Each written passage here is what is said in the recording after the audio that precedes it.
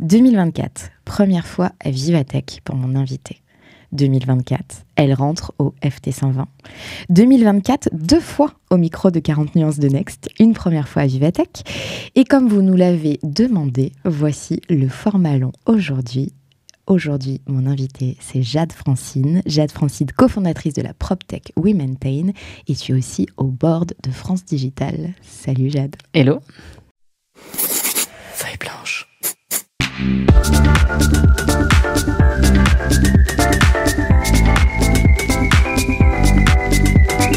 40 nuances de Next. Merci Jade de revenir après cet enregistrement Vivatech sur la station podcast. Yes. Là, on est dans le studio, c'est un peu plus cosy, il y a un peu moins de bruit calme. autour de nous, plus calme. Jade, lors de notre échange à Vivatech, il y a plusieurs choses qui m'ont marqué, mais je vais commencer par la première. Tu as dit en conseil aux entrepreneurs, allez là où on ne vous attend pas. Oui. C'est ce que tu as fait avec WeMaintain ? Oui. Oui, c'est ce que j'ai essayé de faire, pas seulement avec WeMaintain, mais je pense généralement, par exemple, moi j'ai commencé ma carrière en Chine et pour le coup j'ai fait Sciences Po comme étude, donc les gens restaient plutôt en France, plutôt haute fonction publique. Bon. Et quand je suis partie, du coup, en disant moi je veux faire finalement ma première partie de carrière en Chine, enfin je sais que ça avait beaucoup interpellé, pas tant ma famille, mais plutôt mes pères en disant pourquoi là-bas et en pourquoi fait, là-bas ? Pourquoi là-bas parce que pour le coup la Chine se développait énormément et il y avait de plus en plus besoin, je pense, de conseils un peu plus qualifiés. Donc je me voyais pas partir là-bas pour être par exemple commercial ou je sais pas, être dans la com ou le marketing, mais je me disais en revanche, il y a besoin de conseils très qualifiés aussi pour faire le lien entre l'environnement chinois et l'environnement français / européen.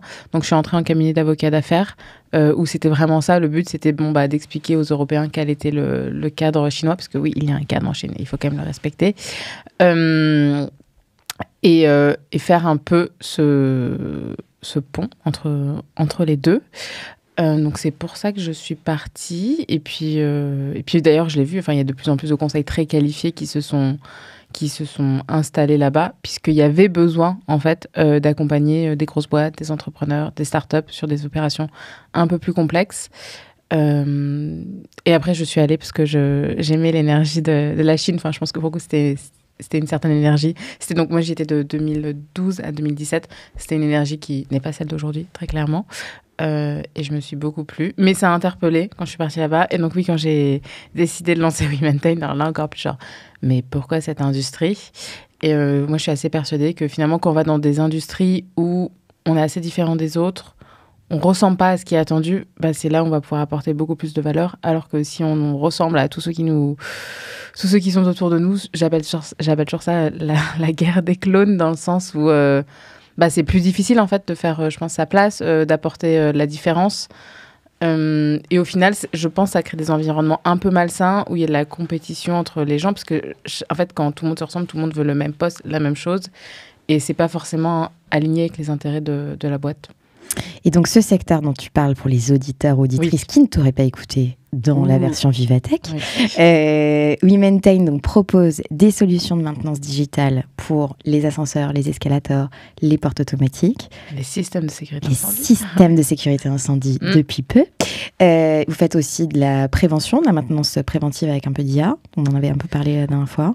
Oui, alors on a vraiment... Alors on a une partie, j'ai parti. On a vraiment 2 branches. Il y a une branche qui est opération de maintenance où là, on a streamliné autant que possible avec de la tech.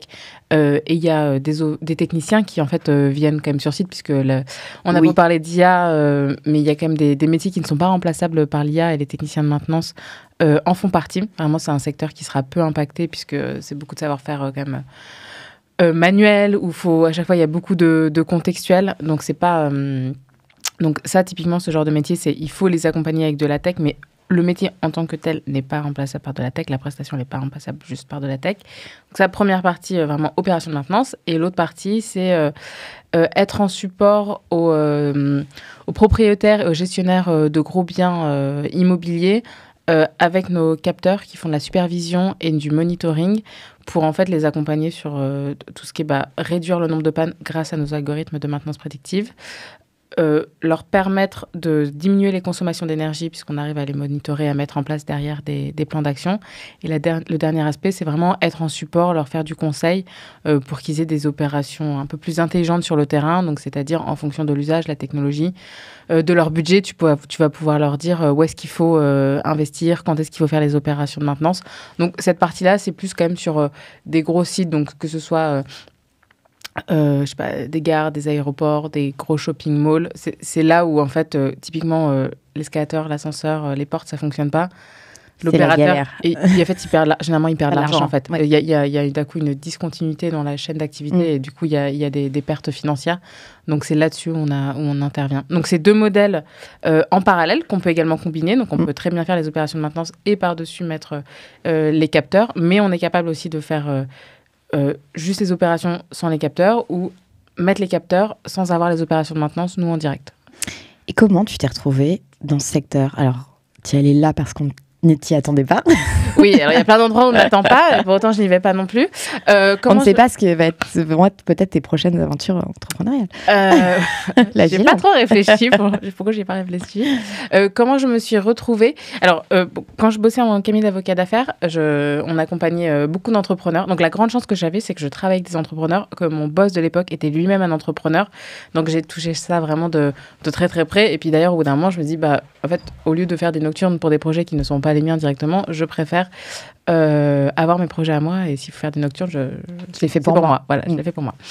Et il y avait beaucoup de projets, donc je redis ces années 2012-2017, il y avait beaucoup de projets dans la food, dans la nourriture, je sais pas pourquoi je dis la food, dans tout ce qui était plutôt e-commerce, et quand même je voyais une grosse tendance où quand les femmes lançaient des projets, c'était beaucoup lié à l'éducation. Voilà, l'éducation, la beauté, enfin, toujours un peu prendre soin des autres. Donc, j'aime prendre soin des autres, mais je pense pour le coup qu'on n'est pas obligé de monter un business là-dedans quand on est une femme. Et je me souviens, quand j'étais de l'autre côté, je me disais, c'est fou qu'il n'y ait pas de femmes dans un peu des industries, justement, où il y a des hommes. Enfin, déjà, il n'y a pas beaucoup de femmes qui lancent de boîtes. En plus, quand elles en lancent, c'est dans des industries qui sont vraiment souvent à destination des femmes.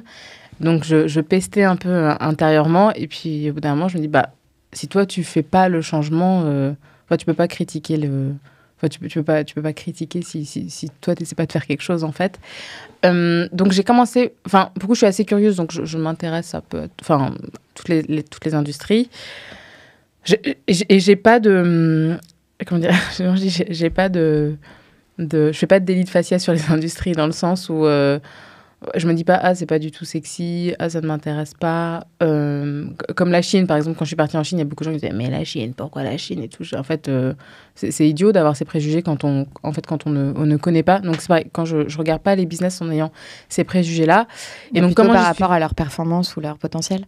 Oui, c'est ça. Ouais. Je regarde qu'est-ce qu'il y a à se faire, est-ce que le marché est intéressant, c'est plus ça. Et donc, j'ai rencontré Benoît, qui lui travaillait chez Otis. Il a fait un peu plus de, je crois, 11 ans chez Otis.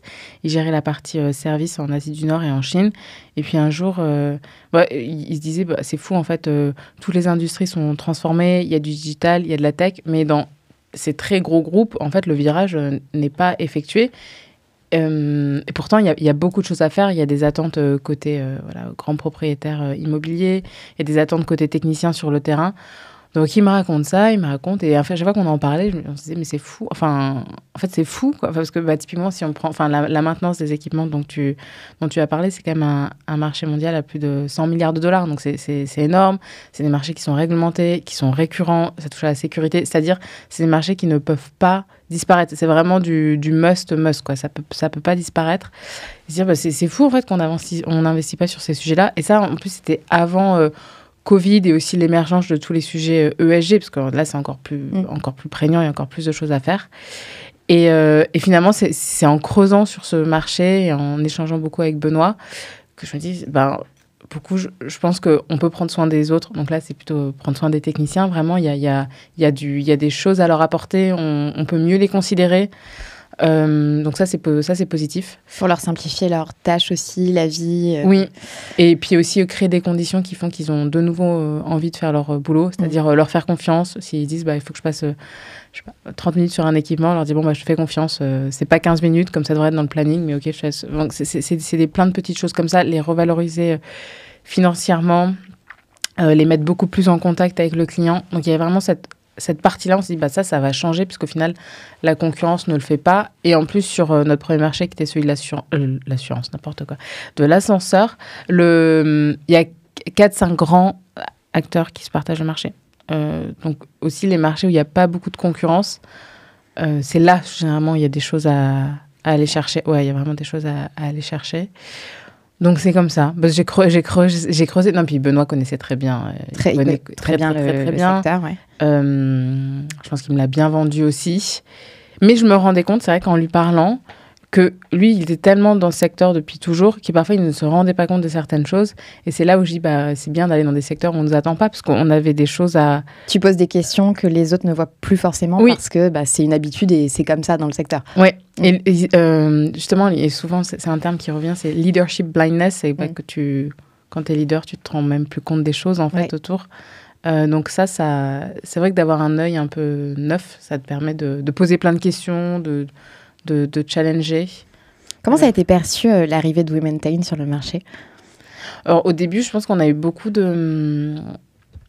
c'est pas du mépris, mais c'est les gens étaient sceptiques, voilà, en disant... oui, alors une toute petite boîte par rapport au major, on n'y croit pas trop. De la tech qui arrive en basket. C'était ça. Et nous, c'est vrai qu'on avait fait le pari, et on le fait toujours, de se dire, en fait, il y a quand même une forte ADN tech. Oui, puisque là, je parle de Benoît, mais après, on a rencontré Tristan, notre CTO. Ouais. Donc, il y a quand même une très, très forte ADN. On est une boîte de tech dans un secteur industriel. Et donc, on voulait être aussi identifié comme ça. Dire, justement, pas jouer les clones avec tout le monde, mais montrer notre différence. Donc, dans un secteur qui n'est pas très digitalisé. Non, l'immobilier est très peu, parce que nous, nos clients, ça reste quand même les grands décideurs, les grands détenteurs de portefeuilles immobiliers, les banques, les assurances, les directions immobilières. Et donc, non, pour le coup, c'est des secteurs qui se mélangent pas trop. Ils ne vont pas à Vivatech. Tout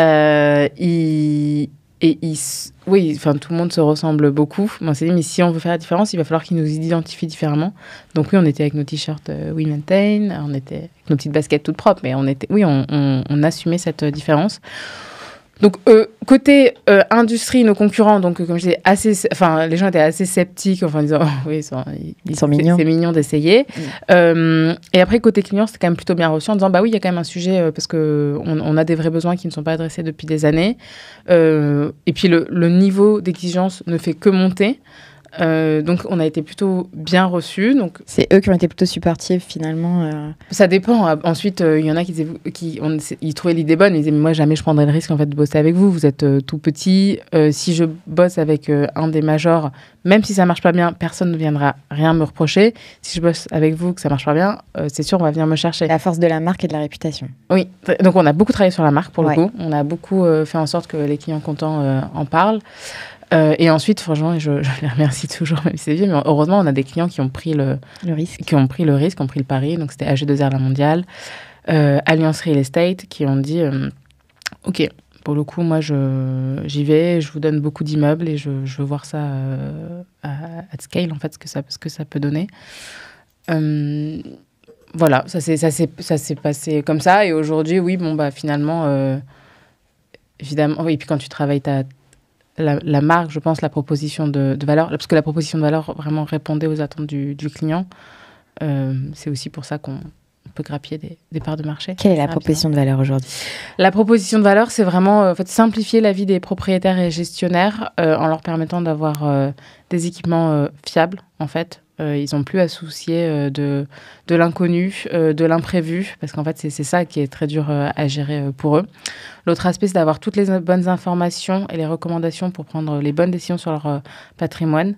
Il y a beaucoup de sujets quand même aujourd'hui sur où est-ce que je vais dépenser mes CAPEX, comment je vais m'assurer que l'expérience utilisateur soit vraiment satisfaisante. comment j'ai le moins perturbé le fonctionnement de mon immeuble. Donc, il y a cette partie-là. Et l'autre aspect, c'est vraiment être en appui sur les sujets de consommation d'énergie pour les réduire. Il y a beaucoup d'optimisation à faire. En fait, ce qu'il faut voir, c'est que l'immobilier, c'est la plus grosse classe d'actifs dans le monde. Donc, énormément d'argent. Après, c'est quand même très compliqué à gérer parce que chaque immeuble est différent. Il y a plein d'équipements différents. Et tout a été construit en silo. Donc, l'idée, c'est de dire, comment je construis une plateforme qui va casser ces silos, qui va permettre aux propriétaires gestionnaires d'avoir une vue d'ensemble. Aujourd'hui, vraiment, on est vraiment sur du micro, et c'est compliqué pour les propriétaires de remonter d'un niveau. Or, ils en ont besoin aussi pour faire les bons arbitrages. Donc, nous, on est venu, typiquement sur nos capteurs, se dire, en fait, peu importe l'équipement, peu importe la marque, on va remonter le même niveau d'information et donner les mêmes recommandations. Tous ces équipements-là, ça n'existe pas. Ou alors, il y a des startups, mais qui vont faire des capteurs que sur un type d'équipement, que sur certaines technologies. Et vous répondez à tout. Voilà. Sur tous les équipements. Mais ça a pris beaucoup de temps. Bien franchement, on a investi. Dès le début, on a investi sur l'IoT parce qu'on ne trouvait pas ce qu'on voulait sur le marché. Donc, on a dit, on va le faire nous-mêmes. Et que ça a pris... parfois, quand je vois des boîtes qui disent, on fait la maintenance prédictive, alors franchement, j'en doute. Franchement, au bout d'un an de R&D, j'en doute un petit peu. Quand tu as l'expérience, tu sais que c'est un peu plus compliqué. Non, c'est quand même plus compliqué. Il faut quand même que ce soit aligné avec l'adhésion côté technicien terrain, l'expertise terrain. En fait, nous, c'est pareil. Si les alertes qu'on envoie, elles ne sont pas bonnes, au bout de 4 alertes, le technicien va dire, en fait, vous me saoulez. C'est gentil, mais faites pas mon temps. Exactement. Simplifiez pas la vie. Donc, le fait d'avoir réussi, je pense, à aligner les équipes data science, IoT engineer, les techniciens sur le terrain, puis même les autres équipes côté software, tout, du coup, c'est là où tu arrives à créer de la valeur. Mais c'est pas si simple, en vrai. Ouais. Alors, aujourd'hui, c'est 250 salariés, 50 millions... Levés, pour le coup. Levés, ouais. Exactement. Vous allez être rentable, priori, cette année. Oui. Vous êtes dans 4 pays. Oui. Et 70% de vos revenus sont faits à l'étranger. Oui. Et je crois que j'ai une question pour toi qui arrive pile au bon moment. Vous avez un message. Bonjour Jade, ravie de te poser une question aujourd'hui, d'autant que j'ai rencontré Benoît, ton associé, juste après Vivatech. Et il me disait d'ailleurs que vous aviez fait un super Vivatech en tant qu'exposant cette année. Et il me disait aussi que 70% de votre business aujourd'hui se faisait à l'international. Donc rectifie-moi si je fais erreur. Et donc, est-ce que tu pourrais nous raconter quelle a été votre stratégie d'expansion ? Comment vous avez fait pour chercher des clients sur d'autres territoires que la France ? Est-ce que c'est un sujet que vous avez pris assez vite ou pas ? Et puis surtout, est-ce que tu as des enseignements à partager avec les entrepreneurs qui nous écoutent aujourd'hui et qui envisagent d'internationaliser leurs activités ? Voilà, merci beaucoup. Alors j'adore, c'est qui ? C'est Olivia Hervy, qui est la Chief Ecosystem Officer de Vivatech, qui s'occupe de toutes les relations avec les startups, notamment, et qui, comme Vivatech est partenaire de notre format, on leur demande toujours une petite question surprise. Trop sympa, voilà. ok. Donc en tout cas, elle avait le bon chiffre, j'avais le même, tu m'avais donné, on est bon. Oui, on n'a pas changé en un mois, donc on est bon. Et c'est rigolo parce que quand elle m'a envoyé sa question, je lui ai dit mais c'est pile poil parce que c'est un truc aussi qu'a dit Jade lors de l'interview. C'était la deuxième chose que j'avais retenue, c'était penser international, oui, c'est vrai, day one. Ouais, c'est vrai, j'avais dit ça. donc voilà, je te laisse répondre. Très bien. Alors du coup, on a pensé international dès le premier jour, aussi parce qu'on a des profils assez internationaux. Voilà. Benoît, il a fait 8 ans en Asie, moi j'ai fait 5 ans en Chine. Tristan, il a bossé... Notre CTO, il avait bossé en Angleterre, enfin CTO, troisième associé, Angleterre, États-Unis. Donc, dès le début, je pense qu'on avait vraiment cette envie de dire on va pas construire une grosse boîte en France, mais une grosse boîte à l'international. Et en plus, on est quand même sur un marché international. C'est aussi pour ça que ce marché est intéressant. Donc, dès le début, on y a pensé. Donc, on a quand même toujours conçu le produit. Que ce soit produit, stratégie commerciale, on a toujours ça en tête. Sur la stratégie commerciale, c'est-à-dire on va aller chercher des grands comptes internationaux parce qu'on va les signer en France. Et puis après, ce sera plus facile pour déployer à l'étranger. Rapidement, du coup, on s'est dit, bon, quel est le prochain pays qu'on veut ouvrir? C'était l'Angleterre, puisque Londres, très gros, énorme marché immobilier, beaucoup d'argent, des niveaux d'exigence très, très élevés. Et nos clients étaient là-bas.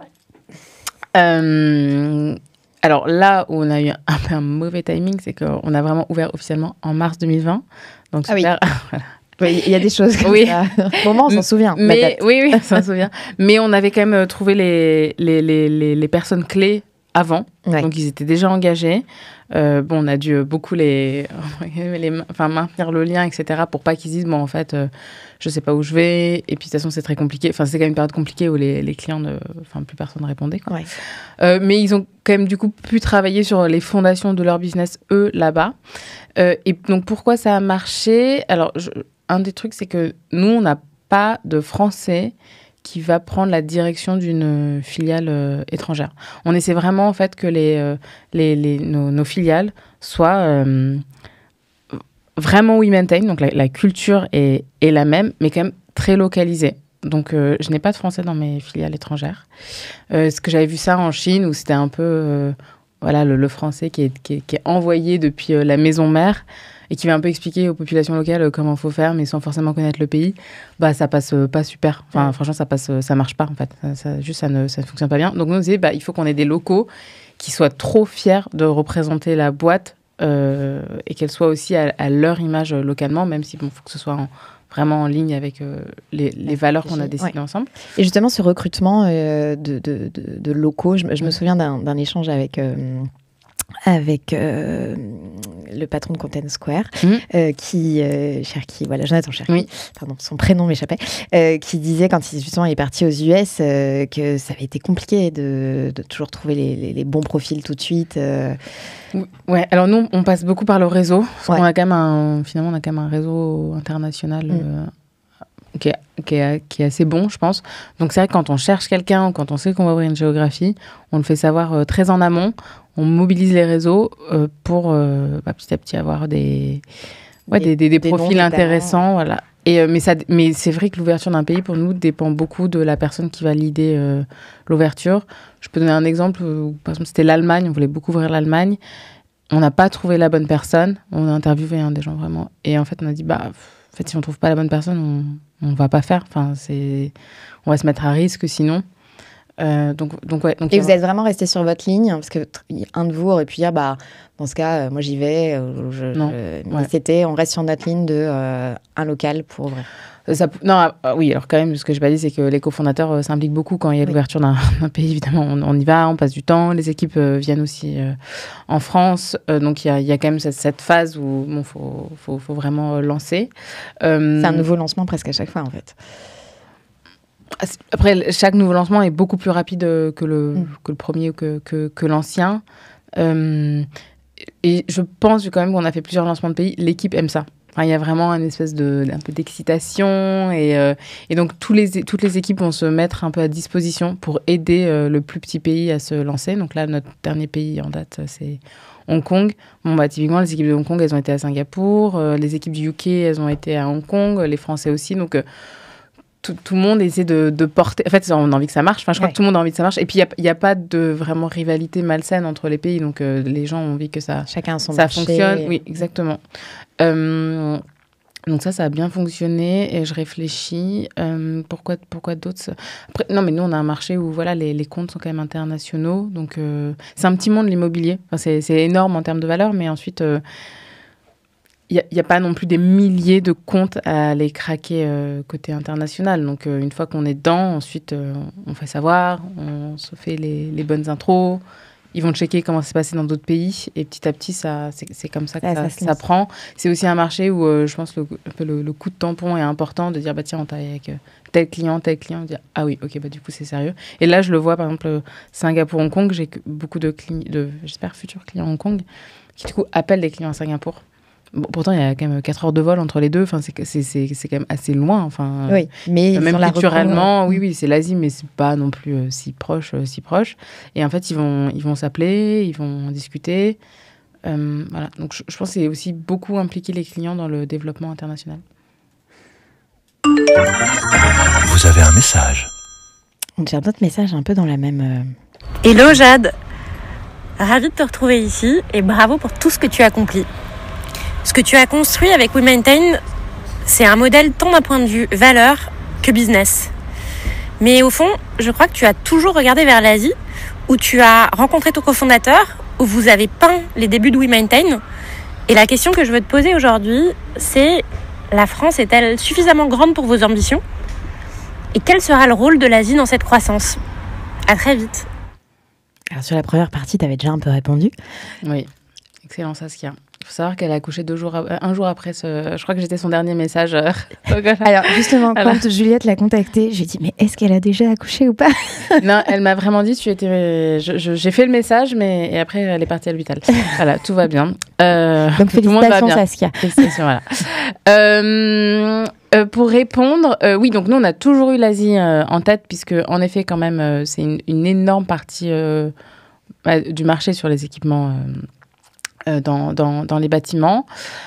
Et aussi, ce qu'il faut savoir, c'est que le niveau d'exigence et de standard est très, très, très élevé en Asie.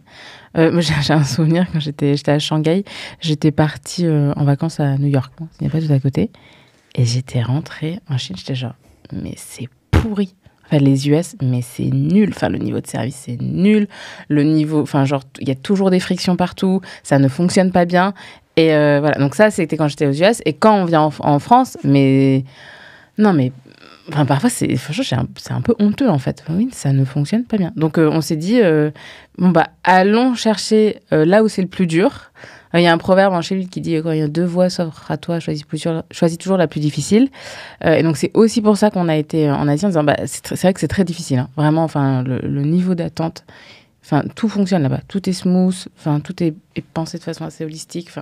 Et on s'est dit, si on arrive à s'inscrire là-bas, du coup, ça va nous donner de tels avantages pour ensuite aller ouvrir d'autres pays, pour améliorer notre proposition de valeur.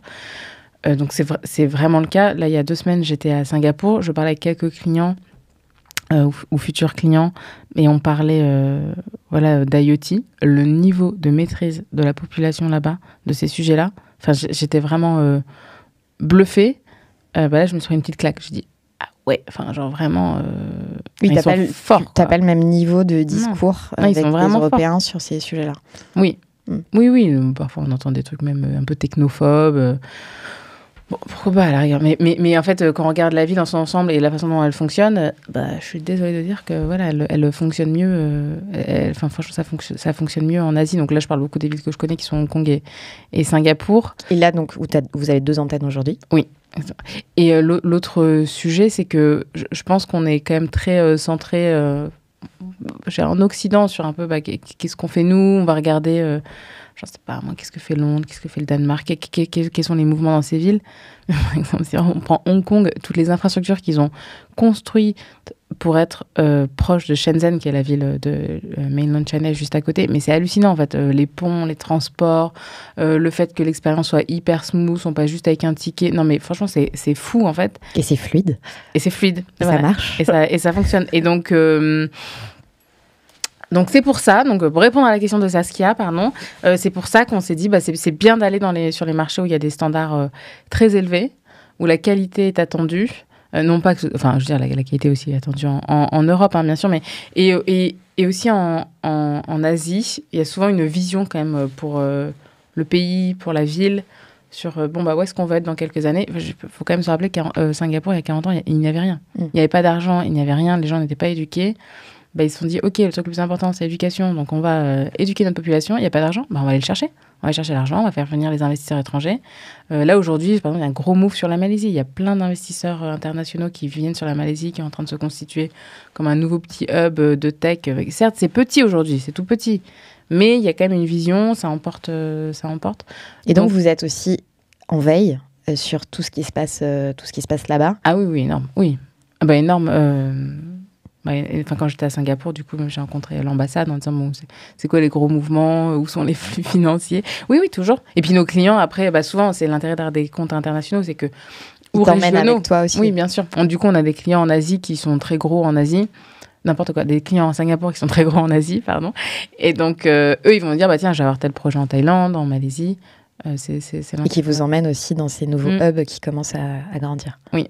Et après, il y a quelque chose sur la culture asiatique, c'est qui est un peu à l'anglo-saxonne. C'est-à-dire, il y a un problème, on trouve la solution et on avance, quoi. On avance. Et là-bas, tu disais, ils sont plus en avance sur tous ces sujets. Est-ce qu'il y avait des acteurs qui pourraient être vos concurrents qui avaient déjà un peu percé parce que plus on avance Oui, pour le coup, Et vous en êtes inspiré ou pas du tout? Après, on avait plutôt une vision assez claire sur ce qu'on voulait, parce qu'on a quand même bien étudié les sujets besoins clients. Donc, on regarde. Enfin, moi, je dis toujours, faut regarder l'équipe et les clients, quoi. Après, la concurrence, on regarde un peu, mais pas. Enfin, après, le sujet, c'est que typiquement, nous, nos concurrents, souvent, ils vont développer des objets connectés qui sont principalement pour leurs équipements à eux. Sauf qu'un client, encore une fois, il a plein de marques différentes. Donc, il veut pas juste sur un type d'équipement ou un type de marque. Et par exemple, si on regarde Singapour, le gouvernement est très impliqué sur les sujets de maintenance prédictive en se disant, OK, on sait très bien qu'on n'aura jamais assez de techniciens. C'est très dur de les recruter, de les former. Ça prend beaucoup de temps. Du coup, comment est-ce qu'on fait pour optimiser le temps de passage d'un technicien ? On va mettre des objets connectés. Comme ça, il a tout le contexte. Quand il va venir, il va venir au bon moment de la journée. Il aura la bonne pièce. Il n'a pas besoin de faire 3 allers-retours. Ça va faire gagner du temps. Et donc, du coup, on a moins besoin de techniciens. Et donc, le gouvernement de Singapour est très avancé sur ces sujets-là. Pour nous, franchement, c'est inspirant, quoi, de bosser avec eux. C'est limite un laboratoire d'idées pour vous. Ah, clairement, oui. Et d'ailleurs, ils se positionnent comme tel, oui. Alors, par rapport à la question d'Olivia, mais aussi de Saskia et tout ce que tu nous as raconté sur comment vous envisagez l'international dans la boîte, il y a une question qui me venait, c'était un sujet qu'on avait abordé notamment avec Alix de Sagazan de AB Testi, c'est comment tu gères la culture d'entreprise sur différents continents. Yes, gros sujet. Alors, nous, on a beaucoup travaillé dès le début, en essayant de comprendre pourquoi est-ce que les gens rejoignaient. Et ce qui était intéressant dans nos équipes, c'est qu'on avait quand même des développeurs, des techniciens de maintenance, des anciens commerciaux, de grands groupes, de start-up. Donc, on avait quand même une population assez hétéroclite. Et ils venaient généralement pour les mêmes sujets, qui n'était pas le salaire, c'était pas ça, mais c'était vraiment l'envie de faire changer une industrie, l'envie de faire en sorte que les besoins clients soient vraiment adressés, que les techniciens soient considérés. Ça, c'était vraiment partagé par tout le monde. Et le challenge de se dire, on est ce petit acteur, mais on est minus, quoi. Et on pense que oui, on peut y arriver. Donc, on a beaucoup travaillé là-dessus. Et finalement, quand on a ouvert... Donc, on a défini certaines valeurs et qu'est-ce que ça voulait dire en termes d'attitude derrière. Donc, nous, 3 valeurs, c'est le care, qui est la considération pour les autres, le grit, qui est la détermination, et l'uniqueness, qui est accepter les gens tels qu'ils sont, parce que, comme je disais, on a beaucoup de gens très différents chez nous, et donc il faut s'accepter, quoi. Et quand une fois que nous-mêmes, on s'accepte bien, du coup, c'est plus facile de bosser ensemble. Et donc, quand on a fait venir on a ouvert à l'étranger, nous, on a quand même cette habitude de travailler avec des gens assez différents de nous. Moi, typiquement, j'ai aucune idée d'un technicien de maintenance, aucune idée d'un développeur, mais j'ai réussi à bosser avec des Chinois. Je me dis, je vais y arriver. Enfin, je pense que ça va... C'est possible. On va trouver des choses qui nous relient. Et donc, quand on a eu ces nouvelles cultures, on a beaucoup... on leur a expliqué déjà ce qu'on attendait. Enfin, en fait, nous, quand on fait passer nos entretiens, clairement, on teste. On va voir, en fait, à quel point ça peut matcher sur les valeurs. Et par exemple, sur vraiment l'équipe de management local, c'est pas possible qu'elle ne reflète pas ça, en fait. C'est pas possible. Et après, on check beaucoup. Donc, 2 fois par an, on fait des enquêtes un peu internes pour voir comment les gens se situent. On prend pas mal les retours.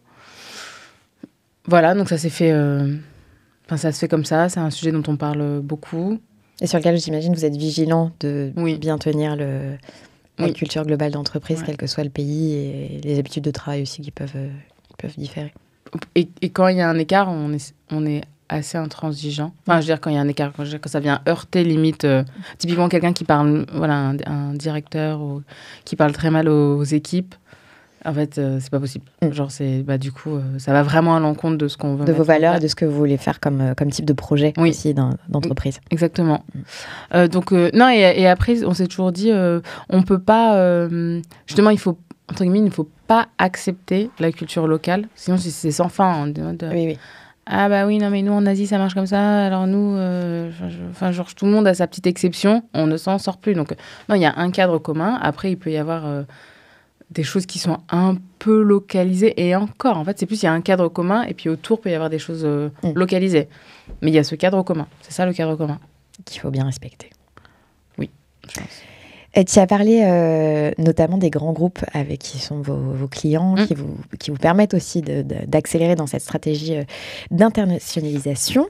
Et je crois bien que j'ai une question aussi sur ce sujet. Dis donc. Quel enchaînement. Vous avez un message. Bonjour Jade, c'est Étienne de Madines. J'ai une question qui me revient souvent et j'ai l'impression que WeMaintain est dans ce cas-là. Comment tu fais pour négocier avec les achats des grands groupes avec lesquels vous traitez? Ce serait hyper intéressant d'avoir ton retour sur cette question. Merci beaucoup. Comment je fais pour négocier? Déjà, je cherche toujours à les rencontrer. Oui. Voilà, très vite dans notre cycle d'achat, c'est pas juste le décisionnaire qui lui va utiliser la solution ou la prestation, mais j'inclus toujours les achats parce qu'en fait ils peuvent bloquer ou au contraire être très promoteurs. Et je leur explique nos contraintes à nous. Donc typiquement, je me souviens quand on s'était créé, en fait quand on se lance, on n'a pas 3 ans de bilan parce que la boîte juste elle n'a pas 3 ans, mais si aucun grand groupe veut bosser avec nous, du coup on n'aura jamais 3 ans de bilan. Donc on leur explique, encore une fois, on assume la différence. Genre nous on n'est pas une société classique, voilà, on est financé sur avec des fonds d'investissement. C'est pas la renta qu'on cherche au tout début. Donc c'est leur expliquer ça. Pour mieux comprendre. Mais là-dessus, justement, est-ce que tu as des interlocuteurs? Alors, j'imagine un peu plus en 2024 que quand tu t'es lancée. Oui, clairement. Parce que là, ils devaient te regarder un peu bizarrement. Oui. Mais est-ce que c'est facile, justement, de parler de ces sujets quand ça ne rentre pas dans les cases, on va dire, classiques de la boîte qui est là depuis X temps, qui est éventuellement cotée et qui a un fonctionnement différent?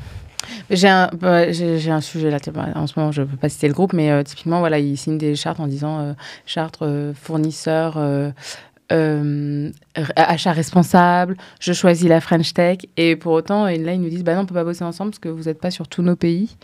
Et je sais pas quoi, vous êtes trop petit, quelque chose comme ça. Je dis c'est un peu contradictoire. Donc comment est-ce qu'on peut faire en fait pour vous apporter un peu des garanties suffisantes? Pour autant on veut bosser avec vous. Donc toujours être dans le dialogue avec eux parce qu'au final c'est quand même eux qui ont la décision finale. Quand on a des promoteurs, moi souvent je leur dis si vous n'êtes pas convaincus, allez contacter les achats de tac. Je pense quand même qu'aujourd'hui, il y a une meilleure compréhension de ce que peut apporter une start-up à un grand groupe, à ce que la tech peut apporter. Donc, il y a quand même un peu plus d'ouverture. Bon, après, moi, sinon, ma stratégie, c'est que je passe par le CEO. Voilà. Ça, c'est clair. Non, mais je le dis souvent. Et ça, c'est quelque chose, quand on vient de l'étranger, qui apporte beaucoup de liberté. Je n'ai aucun souci à aller parler directement, mais vraiment au top CEO, même si, en fait, la décision, je ne sais pas, c'est peut-être son N-5, mais à dire, en fait, j'ai ce sujet, je sais pas comment faire, parce que c'est une décision de groupe. Enfin, voilà. Oui, donc ça, je le fais. Donc, je sais que parfois, ça passe très mal. Et que c'est mes commerciaux qui se prennent des retours. J'ai quelques exemples en tête.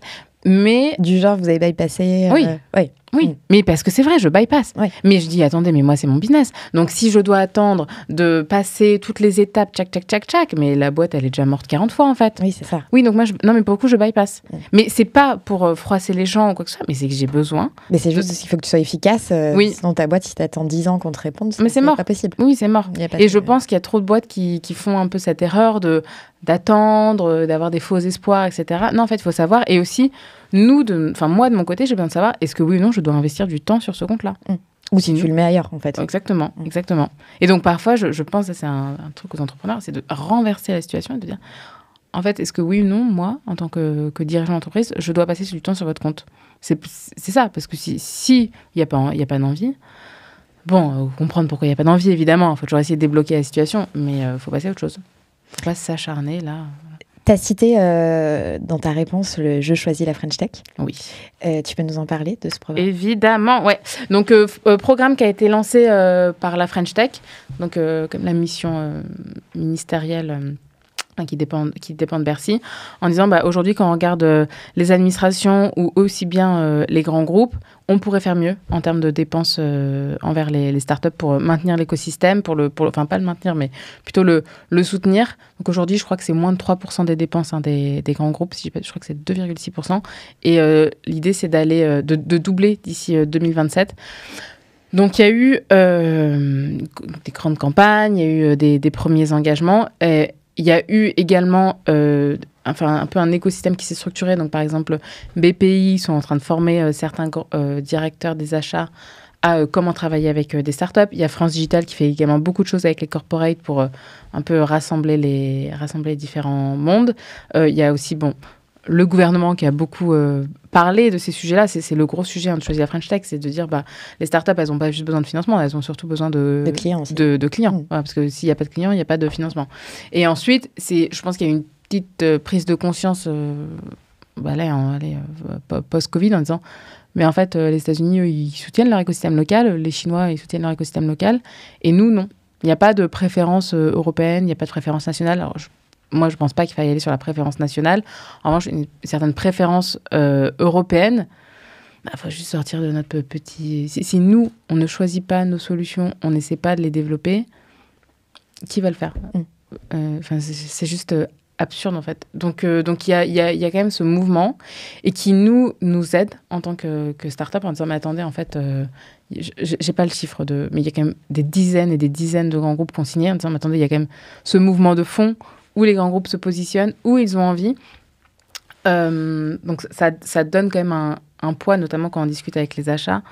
Il y a quand même cette orientation qui est donnée. Cet engagement qui est donné. Oui, donc ça, c'est quand même une bonne chose. Et puis après, en parallèle, il y a quand même des...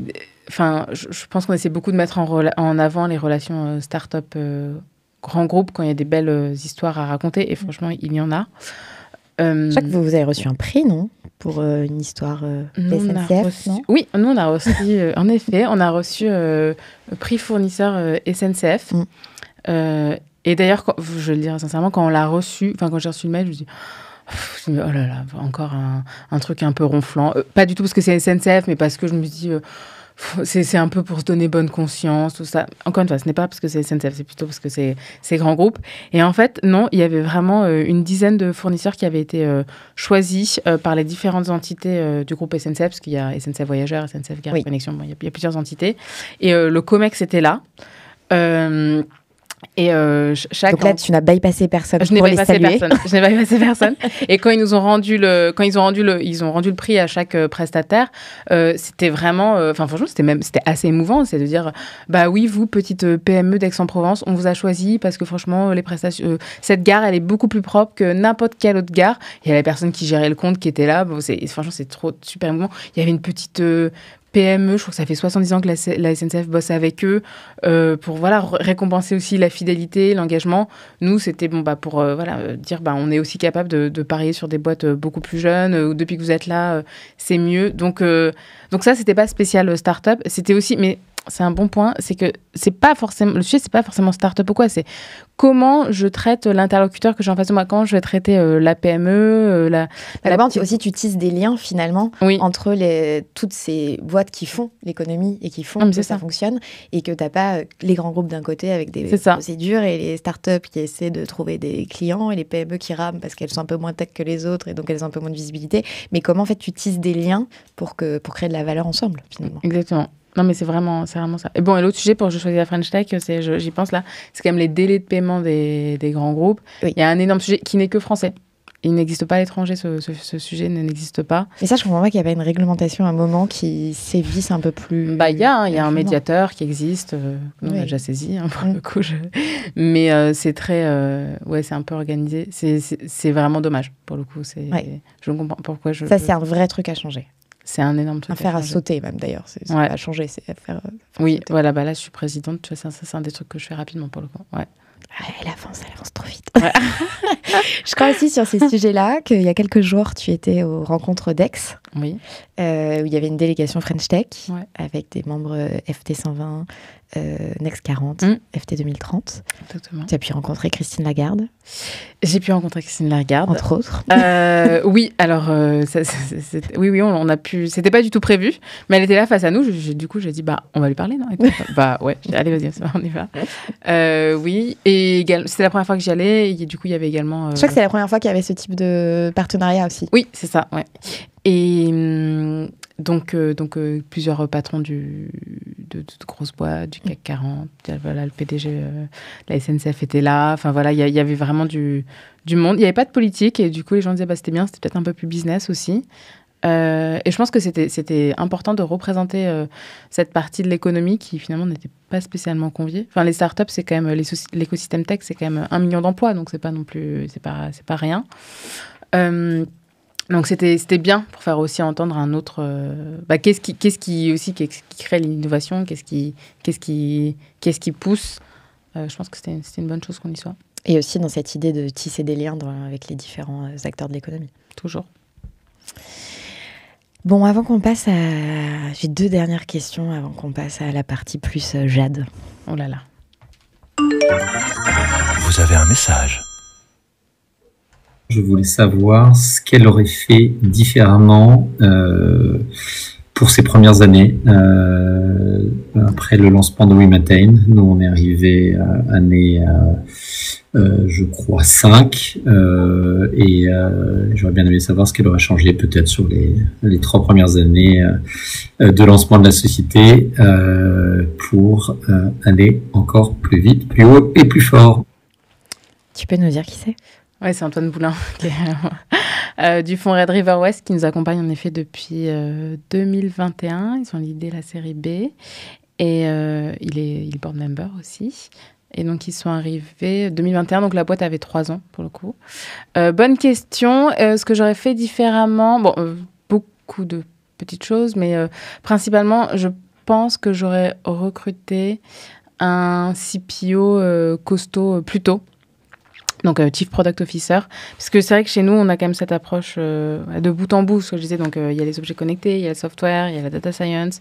Il faut mettre tous... Il y a plusieurs interfaces aussi en interne, côté client, côté technicien. Donc, il faut mettre un peu tout ça en musique.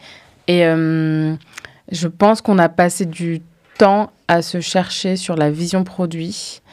Et quand Mathieu est arrivé, donc là, je fais une grosse dédicace à notre CVO, il a réussi à mettre tout ça en musique, à faire que d'un coup, tout prenait sens. Alors, du coup, on a aussi vu les manquements et ce qu'il fallait rattraper. Mais c'est vraiment... Et c'est crucial dans le business, dans la façon dont on se présente, dont on comprend aussi les interactions entre les différentes équipes. Le produit, c'est clé, en fait, dans une boîte tech, parce que c'est ce qui va relier... ce qui va un peu relier tout le monde. Donc, si c'était à faire, oui, j'aurais un plus gros profil. CPO plus vite. Ouais. Oui. Merci pour cette réponse. Allez, dernière question surprise. Vous avez un message. Hello Jade.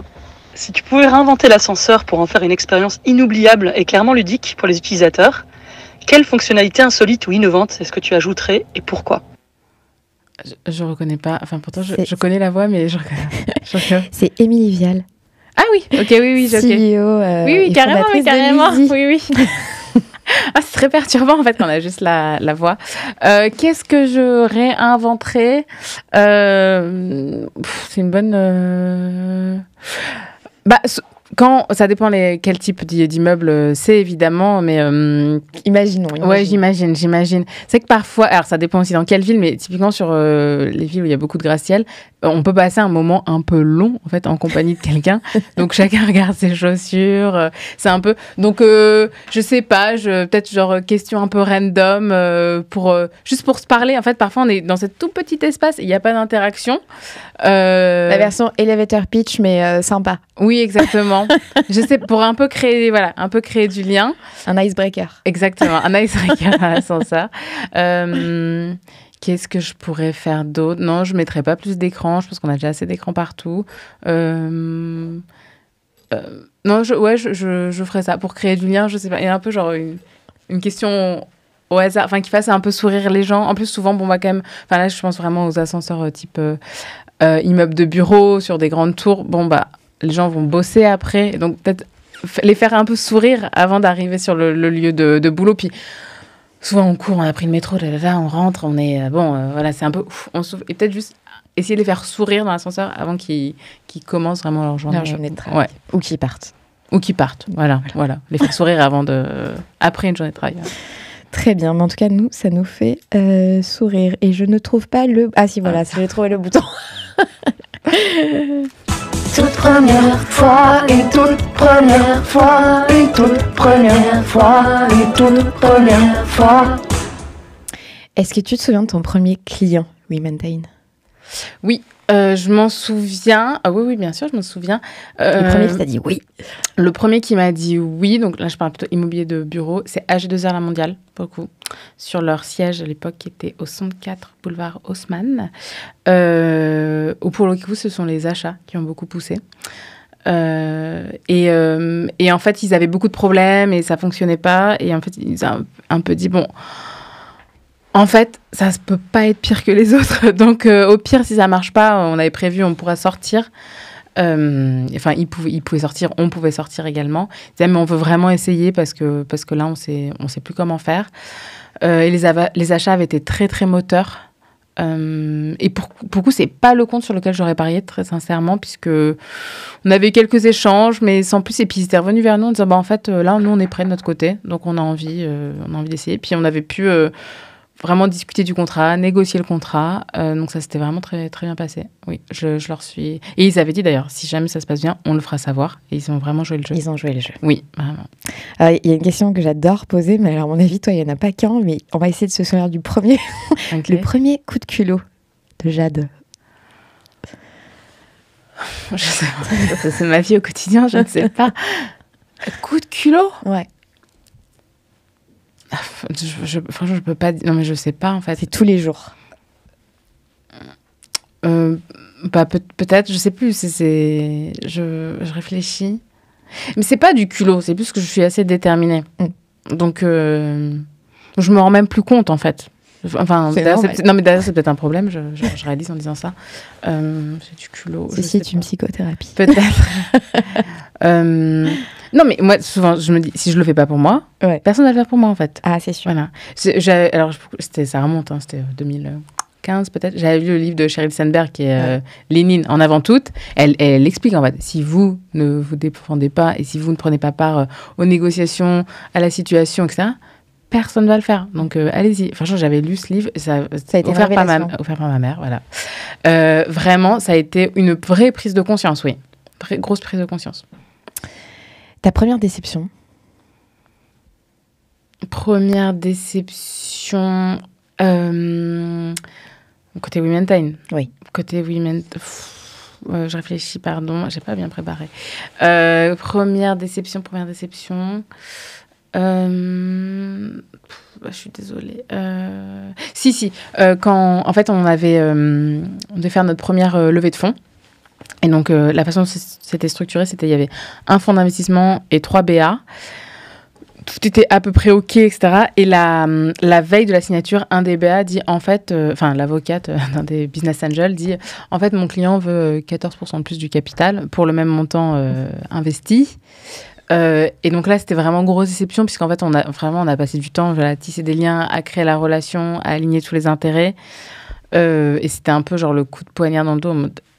Et grosse déception, parce qu'en fait, ça ne rentrait pas avec un modèle de start-up. En fait, il faut quand même les fondateurs, ils aient les mains libres pour faire venir d'autres gens, pour faire grossir le business. Et c'était quelqu'un qui venait pas du tout de l'écosystème start-up? Non, il venait pas de l'écosystème start-up. Voilà. Pourtant, on avait vraiment passé beaucoup de temps, on lui avait expliqué.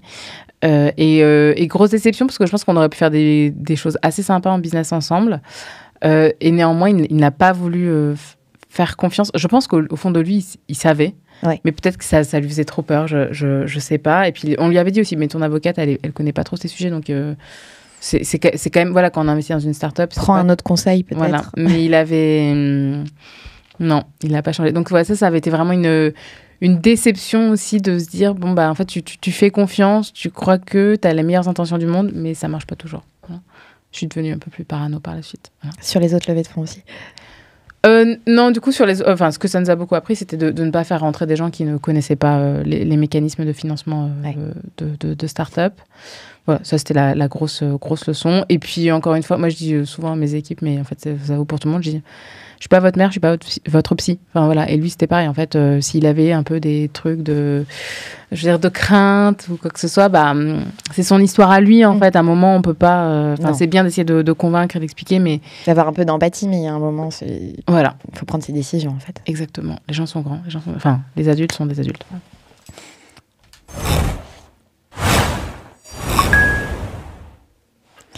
Ceci... Qu'est-ce que c'est? J'ai peur. Qu'est-ce que c'est? Je suis allée faire un petit tour sur ton LinkedIn. Oh mon Dieu. Je suis pas très bonne, pour le coup. Mais tu passes beaucoup de choses. Et j'ai aimé un post où tu parles d'un format qui s'appelle Start, Stop, Continue. Ah oui. Est-ce que tu peux nous en parler? Bien sûr, bien sûr. Alors ça, c'est un format que j'ai appris, je sais plus, c'est chez WeMaintain, ce côté produit, ou quand on fait un peu des rétros. J'aime bien ce format, parce qu'en fait, moi, j'aime bien quand c'est un peu structuré. Moi, ça met les choses dans les cases. Et là, le sujet, c'était pour le 8 mars. En fait, je me suis dit, mais en fait, c'est super là de faire des posts, les femmes, mais concrètement, moi, j'ai fait quoi? Et je trouvais que c'était bien de faire l'exercice. Donc le start, stop, continue. Il y a improve aussi. Je le garde, mais pour plein de choses. Parfois, j'avais fait du coaching par écrit avec Wave. C'est une boîte qui vient d'être reprise par Alan. Et il y avait aussi ce côté de se forcer, d'écrire, de mettre les choses... un peu dans des cases. Et donc, typiquement, si je suis très fatiguée, je me sens totalement débordée, je fais OK, on arrête tout là, juste 10 minutes. Pourquoi? En fait, pourquoi? Qu'est-ce qui se passe? Et donc, j'ai tout seul avec ma petite feuille de papier. Hein, et je vais mettre les choses pour essayer de... Et tu les mets selon une grille ou juste Moi, tu poses? Moi, je pose mes trucs. Tu poses par écrit en disant et là, tu vois plus clair. C'est ça. Ouais, j'aime bien poser par écrit. Mais en même temps, ça aide à structurer sa pensée. Quand tu es obligé d'écrire. C'est excellent l'écrit. Excellent. Et pour le coup, le coaching par écrit, donc c'est Adrien, je ne sais pas si on dit Falcon ou Falcon, qui a monté Wave. Et vraiment plusieurs fois, je dis, mais ça a changé ma vie, en fait, voilà, je pense que c'est très bien, le coaching à l'oral, c'est bien. Mais parfois, juste d'être tout seul et de se poser, de structurer sa pensée pour un peu prendre du recul, c'est très, très puissant, en fait. Donc, je le fais de temps en temps. Je le fais, voilà. Et donc là, tu l'avais fait pour... Droit de la femme. Droit des femmes. Oui. Journée des droits des femmes, en se disant qu'est-ce que moi, à mon échelle, je fais. Exactement. Qu'est-ce que je peux mieux faire et qu'est-ce que j'encourage les autres aussi exactement, à faire. Exactement. Oui, mais parce que souvent, c'est-à-dire c'est un peu le problème sur LinkedIn, c'est que tout le monde a plein de grandes intentions. Sur LinkedIn, mais là, je pense qu'on vient d'avoir les campagnes électorales, enfin la campagne. Donc, il y a plein de grands effets d'annonce, il y a plein de choses, mais au final, c'est à chacun que ça revient, et c'est souvent des petites choses, en fait. Et typiquement, sur le sujet des femmes, c'est un ensemble de petites choses. Bon, il y a des choses plus structurelles, par exemple l'éducation, mais bon, ça ne dépend pas de moi directement, clairement. Mais après, c'est chacun, qu'est-ce qu'on peut faire à notre échelle pour que ça bouge. Je viens de dire un truc très juste, on enregistre ce podcast quelques jours après le deuxième tour des législatives de 2024. Je date parce que... On est le 11. Voilà, nous sommes le 11 juillet. Nous n'avons encore pas de gouvernement à l'heure. Enfin si, on a toujours le gouvernement d'avant, mais on n'a pas le nouveau gouvernement. On a bientôt les JO. Voilà, on a bientôt les JO. Enfin, il se passe beaucoup de choses. On a perdu l'euro. On est éliminé. Ça, je ne sais pas si c'est la faute du gouvernement. Mais bon. Non, là, je pense que c'est pas la faute du gouvernement. En tout cas, tu n'as pas eu peur ces dernières 3 semaines de prendre position sur ton LinkedIn, justement, sur ce sujet des élections. On a Olivier Mathieu, qui est notre co-host sur 40 nuances de Next avec Thomas, qui nous a fait la gentillesse il y a 15 jours de nous écrire un édito sur l'engagement avec comme fil rouge, est-ce qu'un chef d'entreprise peut-il ou doit-il s'engager politiquement. Toi, tu l'as fait. Ouais. Tu peux nous bien sûr. Je pense quand même que l'entreprise est politique, puisqu'on on défend une vision de la société. Enfin, quoi qu'on fasse, quand on est actif, on est là pour quelque part promouvoir quelque chose. On a des collaborateurs et donc la façon dont on les traite, dont ils interagissent, enfin tout ça, ça fait partie de la société et donc on est forcément acteur. Quand par exemple moi je parle du droit des femmes, ça peut devenir un sujet politique. Enfin, je prends position. Nicolas Dufour qui a déclaré sur le studio à Vivatech entreprendre ses politiques. Oui, je pense. Non, mais ça l'est. C'est être acteur de la société. Donc oui, clairement, ça l'est. Donc moi, j'ai été. Bon, déjà, enfin, je ne vais pas revenir sur la décision, mais du coup, je me dis, waouh, quand même, il se passe quelque chose. Et rapidement, enfin, quelque chose quand même, c'est que les gens ne votent pas assez. En fait, ils ne sont pas intéressés pour plein de sujets. Mais pour moi, on ne peut pas se plaindre si, en fait, on n'a pas été nous-mêmes aller mettre notre petit bulletin de vote dans l'urne. Donc, il faut que les gens aillent voter. Donc, moi, la première chose, c'était de dire il faut aller voter. Donc, j'ai fait des messages à mes équipes en disant c'est important d'aller voter. On a la chance de pouvoir voter en France. Moi, j'ai vécu 5 ans en Chine. Les gens ne votent pas. Ils n'ont pas leur mot à dire sur quelle est la société qu'ils veulent choisir. Donc, première chose, aller voter. Deuxième aspect, c'était que les femmes aillent voter. Notamment, il y avait, je crois que c'est 62% des femmes de moins de 35 ans n'ont pas voté aux élections européennes. C'est quand même beaucoup, sachant qu'en plus, nous, on a eu le droit de vote il y a 80 ans, ce qui n'est pas beaucoup, pour le coup. Donc moi, j'ai toujours ce truc, enfin, j'ai un peu ce truc aussi de responsabilité par rapport aux gens d'avant qui sont mobilisés, qui ont été défendre. Enfin, je veux dire, il y a des femmes qui ont été en prison, qui ont souffert physiquement pour défendre ça. Donc, il y a cet aspect, juste, premièrement, aller voter. Donc ça, j'en ai parlé. On en a parlé juste pour que les gens prennent conscience. Voilà. Et donc, je me dis, je ne peux pas ne pas dire à mes équipes. Enfin, j'ai plus d'une centaine de personnes en France. Bon, ceux à l'étranger ne sont pas concernés, mais en France, au moins le dire. Et deuxième aspect, ça c'était... Et tes associés étaient alignés Benoît, oui. Pour le coup, Tristan, il n'a pas communiqué, mais Benoît, oui. Benoît, il a communiqué. Donc en plus, à ce moment-là, il partait à Hong Kong, donc il a redit, voilà, je vois la différence. Donc ça. Et l'autre aspect, c'était quand même pour nous, notre société, notre environnement, l'écosystème, les gouvernements Macron, ils ont beaucoup fait. Donc la French Tech, ça date pas de Macron, hein, c'était bien avant. Oui. C'était sous Hollande. Oui, exactement. Mais il y a quand même beaucoup de choses qui ont fait que la France est devenue un pays beaucoup plus attractif, beaucoup plus pro-business. Et moi, il m'a semblé important de le rappeler. Donc, je l'ai rappelé à mes équipes en disant, on a quand même nous, on a la BPI au capital, donc il y a quand même une partie de l'argent public, qu'il y ait des acteurs publics qui disent, oui, on va parier sur une mini-boîte, parce qu'on pense que potentiellement, c'est elle, l'acteur de demain, face à des géants. C'est pas le cas dans beaucoup de pays. Enfin, et je pense que c'est important d'avoir conscience. Pareil, côté France Digital, on a eu beaucoup de discussions sur notre groupe WhatsApp avec équipe et les autres membres du board. Il nous a semblé important de rappeler que la France, elle a quand même beaucoup fait pour l'écosystème des entrepreneurs, de la tech. C'est quelque chose dont on peut vraiment être fier, en fait. Tout à fait. Vous avez fait une belle campagne. Il faut pas détruire tout ça. Voilà. Ensuite, il y a plein de choses sur lesquelles je ne suis absolument pas d'accord avec les différents gouvernements Macron. Je ne suis pas d'accord avec Emmanuel Macron sur beaucoup de choses. Je pense qu'on a quand même on va arrêter parce que je peux parler longtemps, mais on a aussi ce problème d'avoir...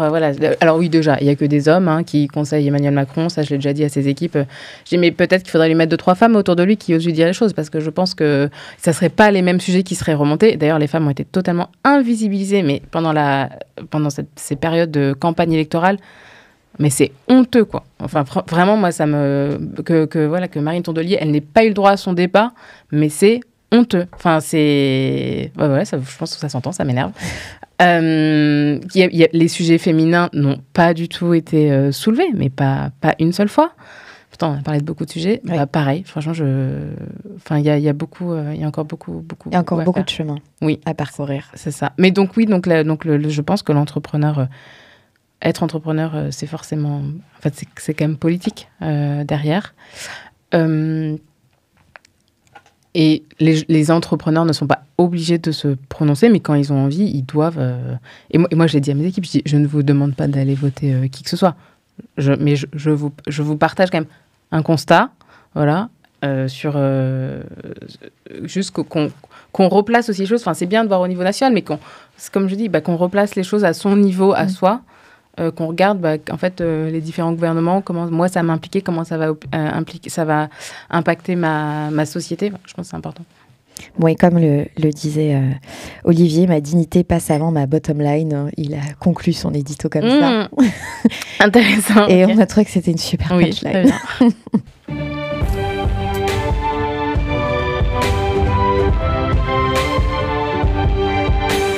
Parce que c'est notre projet. Il était chaud là. Il était très chaud. Ouais. Je te demande pas de faire le même parce que c'est mon projet. Non. Je n'ai pas de projet, je ne suis pas du tout en politique. Mais comme là, en fait, Oui. je te sentais bien lancée. Oui, Je me disais, écoute, la place de première ministre est vacante. J'ai envoyé mon CV. T'as envoyé ton ou de conseillère. Écoute, on ne sait jamais. En tout cas, Gabriel Attal à mon âge, hein, pour le coup. Voilà. Donc Mais bon. c'est possible. Oui, mais pour le coup, c'est pas du tout ce que j'ai envie. Souhaitable pour toi aujourd'hui. Non, je pense pas. J'ai compris. Pas du tout envie. Mais si on imagine que demain tu étais présidente de la République ou première ministre, quelle serait la première mesure que tu prendrais ? Alors, je pense que ça concerne le droit de vote, pour le coup, de le rendre obligatoire. Il est quand même obligatoire dans certains pays. En Belgique, par exemple. En Belgique. T'as une amende Singapour. si tu vas pas voter. Singapour, c'est obligatoire aussi. Et il me semble quand même, parce que c'est beaucoup les seniors qui votent dans notre pays, et finalement, ces personnes, elles seront plus là dans quelques années. Je pense quand même de réduire... Enfin, je sais pas, à un moment, c'est comme Biden qui est toujours... qui veut toujours se représenter. Et ben non, en fait. Il y a un moment, il faut laisser la place aux autres, il faut laisser les plus jeunes, il faut laisser les actifs. Voilà, donc je pense que j'enlève... Je sais pas si j'enlèverai le droit de vote, ou enfin, je réduirai d'une certaine façon l'impact du vote des seniors. Parce que c'est affligeant, en fait, de prendre des décisions pour une société dans laquelle ils ne seront plus, en fait. Et en revanche, ceux qui sont concernés ne sont pas mobilisés. Donc, premier aspect. Deuxième aspect... Et est-ce que tu... aujourd'hui, c'est 18 ans, l'âge de la majorité. Est-ce que tu l'abaisserais, cet âge ? Non, pour le coup. Non, je pense que je le laisserai, pour le coup. Non, je le laisserai, voilà. Et que ceux qui contribuent vraiment à l'économie, etc., soient vraiment, enfin, du coup... clairement entendu. Donc, et notamment avec, quand il y a des réformes, laisser les experts sur le sujet. Typiquement, on fait une réforme, j'en sais, sur l'hôpital ou quoi que ce soit. Que ce soit les experts qui viennent avec une proposition, et ensuite que ce soit validé démocratiquement, mais que ça vienne d'eux et non pas l'inverse.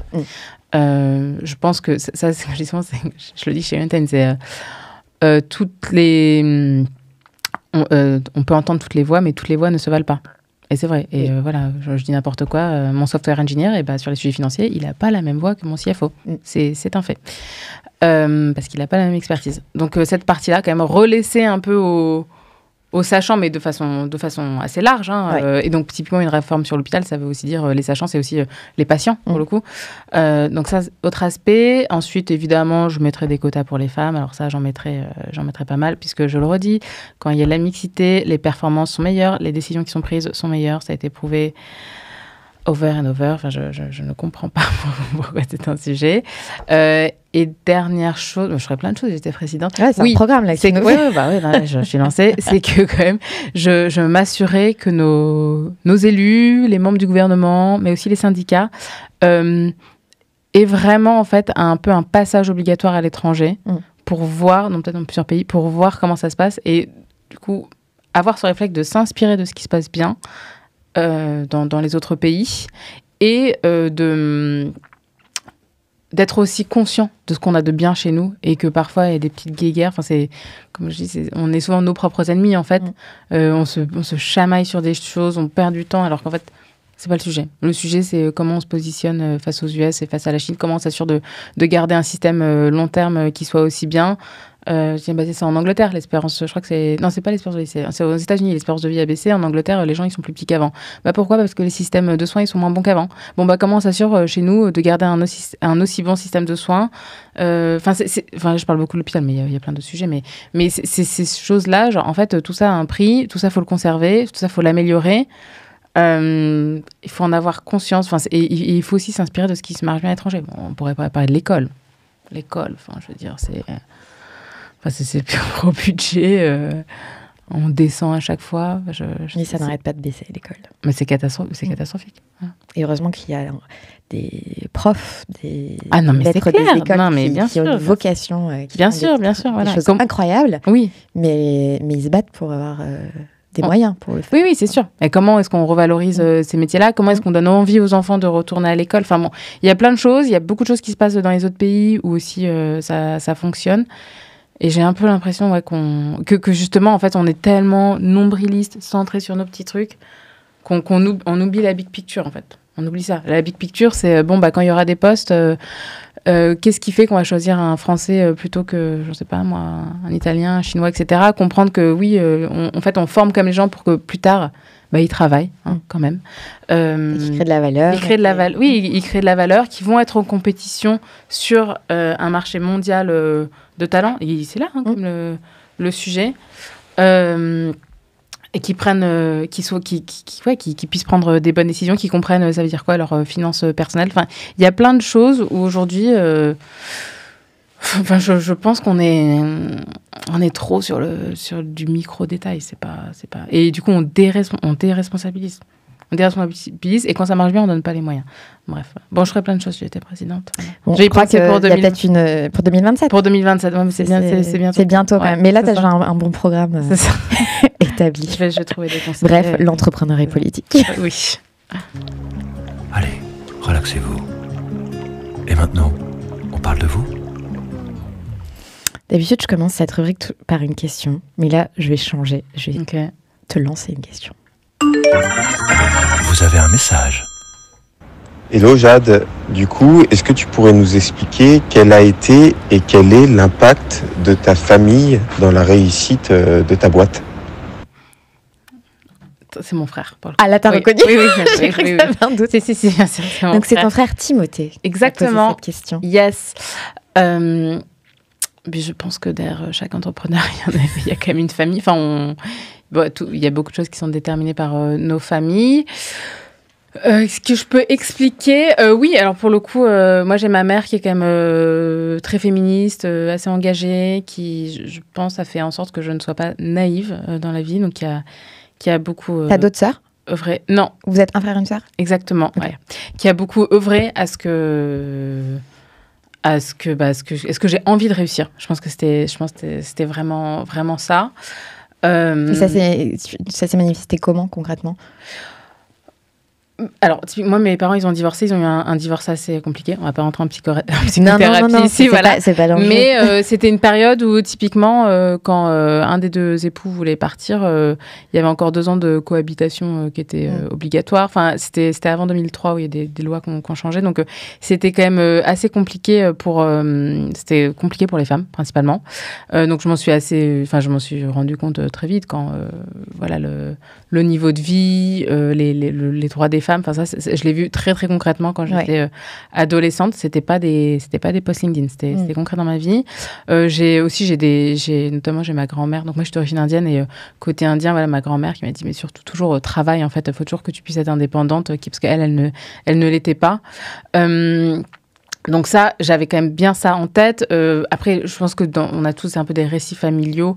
Moi, j'ai un arrière-grand-père qui était résistant, qui a été envoyé en camp de travaux forcés, qui avait je pense, ce goût de la liberté. Donc, on entendait toujours ça. Et d'ailleurs, moi, quand parfois, je me dis genre, j'ai un peu peur, je sais pas, je vais bien, je dis, non, mais en fait, je me dis ça, non, je dis, ta gueule, en fait, tu peux pas avoir peur.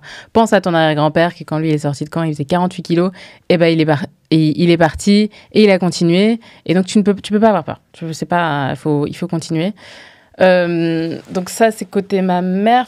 Après, côté mon père, quand même, comme je disais, ils sont d'origine indienne, donc j'ai eu assez conscience du côté Je pense les inégalités qui existent, le racisme. Hein, enfin, moi, je n'y suis pas exposée, mais côté de mon père, ils sont beaucoup plus typés, donc oui, ils ont déjà été exposés.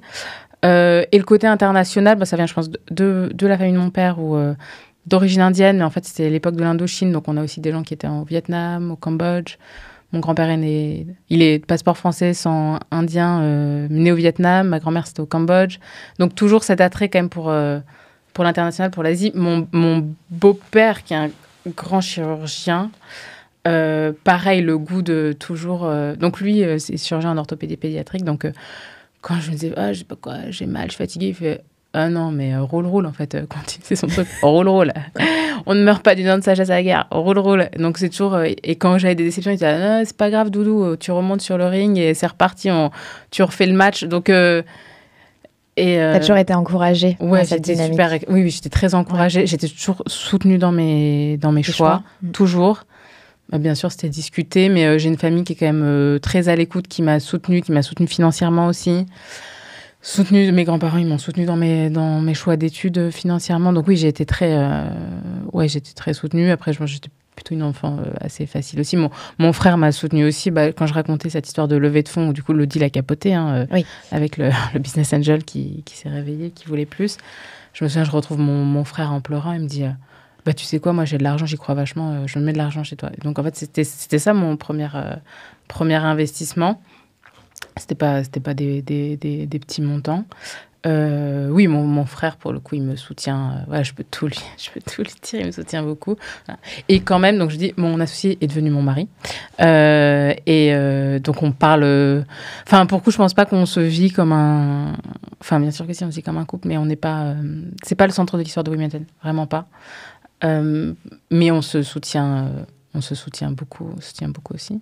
Voilà. Il y a de très beaux côtés à être associé en couple. Oui, c'est très bien. Tu parles tout le temps du business. Moi, j'en parle tout le temps. Je pense que c'est ce qui fait avancer le business. On en parle tout le temps. Il n'y a pas de filtre. Les intérêts sont alignés.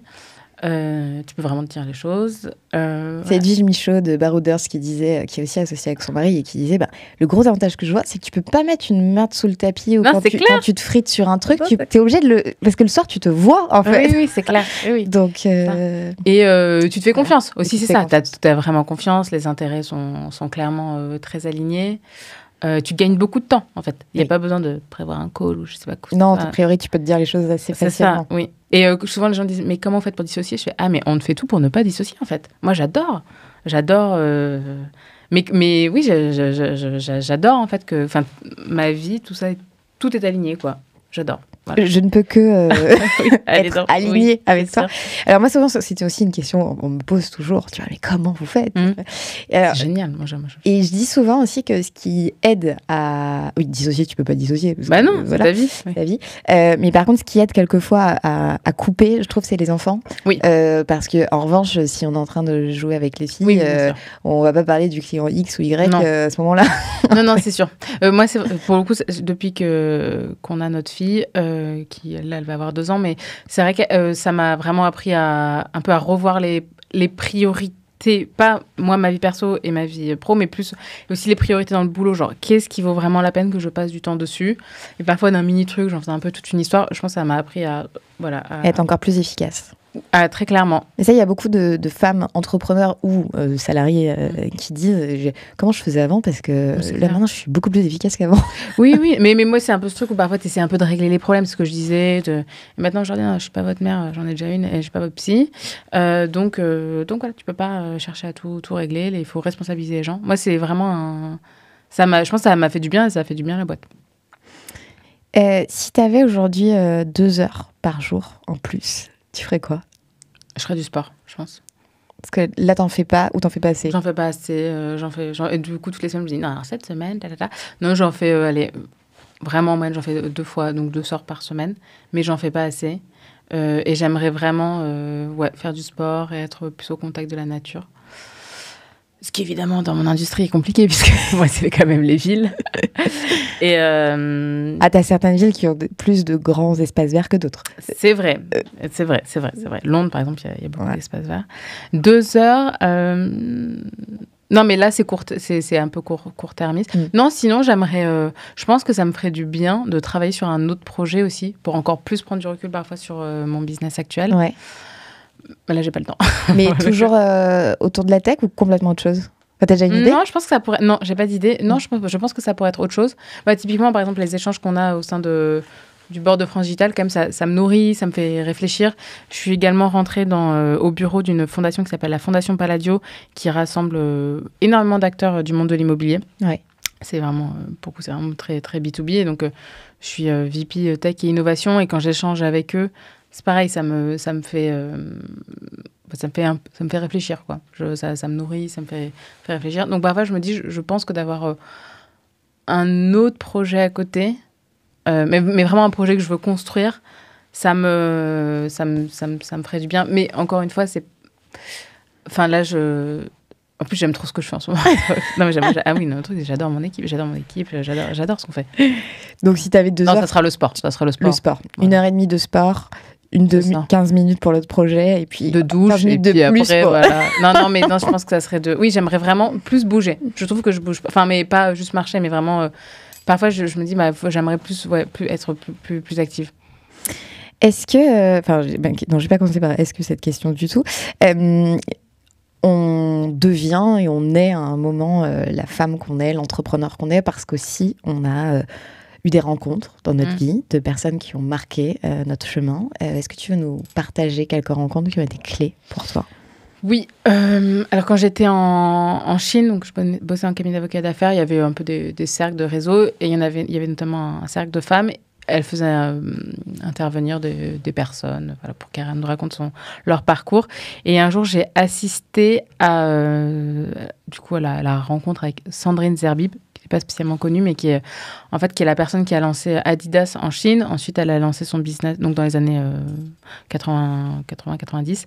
Après, elle a lancé son business en Chine sur tout ce qui était e-commerce, vêtements. Et je la connaissais de l'autre côté parce qu'elle était également cliente du cabinet. Vraiment de l'entendre et d'entendre en fait pourquoi est-ce qu'elle s'est lancée à son compte, pourquoi est-ce qu'elle était en Chine, pourquoi tout ça.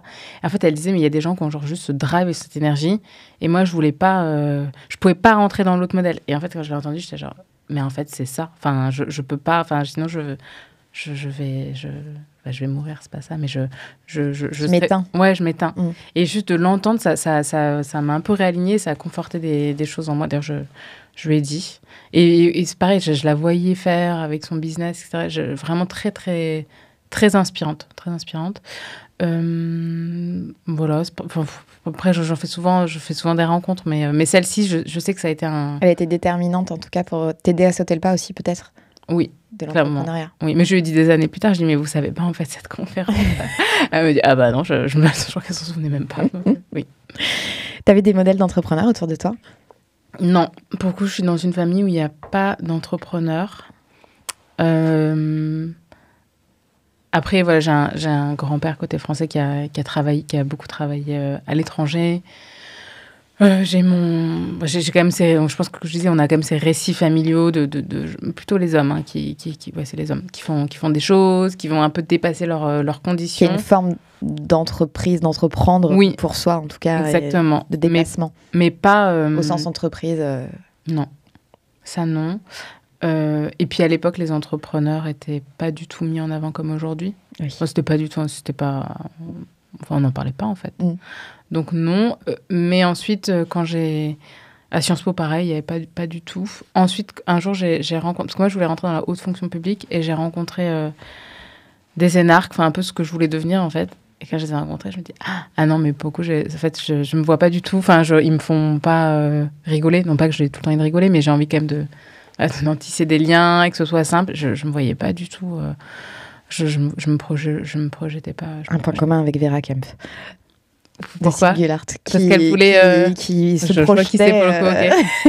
projetait dans des missions, alors peut-être pas l'ENA, mais je crois plutôt au niveau de la Commission européenne, etc. D'accord. Oh oui, mais moi c'était un peu ça. Et qui a fait un stage et qui s'est dit, mais non, en fait, c'est pas ce que je veux. Mais moi c'était ça. Je me voyais un peu, je sais pas, haute fonctionnaire, tout ça, oui. Ou diplomatie. Et après, je me dis, mais en fait, on peut faire l'international sans passer par la diplomatie. Il y a plein de choses. Et puis, je pense ce côté, pouvoir être soi, je trouve c'est important. Et que parfois, en effet, quand sur certains métiers, on ne peut pas. Moi, voilà, pire, si je fais vraiment quelque chose de très mauvais ou nul, j'ai mes actionnaires. Voilà. Peut-être qu'ils vont écouter le podcast. Pas certainement, parce qu'il y en a qui a parlé. Mais, En tout cas, c'est ce que je crois quand je t'avais dit qu'est-ce que tu as envie de transmettre à ta fille à Vivatech. Je crois que tu t'avais répondu quelque chose autour d'être elle-même et de faire ce qui lui plaît. Oui, je sais plus. Et tu m'avais dit, oh mais me projeter là-dessus, c'est pas mon truc. Non, mais j'ai juste envie. Moi, je vois ma mère, elle a juste œuvré. Je pense à ce que mon frère et moi, on soit bien heureux. dans vos baskets. Oui, c'est ça. Mon père aussi, d'ailleurs. Franchement, parce que je parle, mais je ne vais pas parler de mon père. Mais mon père aussi, je pense qu'il voulait juste qu'on soit bien et tout. Et j'ai une mère, mais je pense que c'est peut-être les mères, je sais pas, elle est toujours ça pourrait être mieux, ça pourrait être machin et tout. Et je lui dis non, mais franchement, t'as 2 enfants qui s'entendent trop bien, qui sont en très bonne santé, enfin, il y a plein de choses où tout est très très bien. Soyons contents, enfin, qu'on plutôt bien réussi aussi. Enfin, et bien sûr, on peut être, je sais pas, Xavier Niel, mais voilà, enfin, on a des amis, on est stable. Donc c'est bien. Enfin, je pense que pour le coup, mes parents ont bien fait le job. Bien réussi. Ouais. Mes beaux-parents aussi. Ouais. Waouh! Est-ce que tu veux nous partager une de tes claques? Tu te dis, qu'est-ce que c'est? Une des claques, une de tes dernières claques. Une des claques. On en a un petit peu parlé avant l'épisode. Et moi, souvent, je prends des claques quand je me rends compte que mon niveau d'ambition n'est pas assez élevé.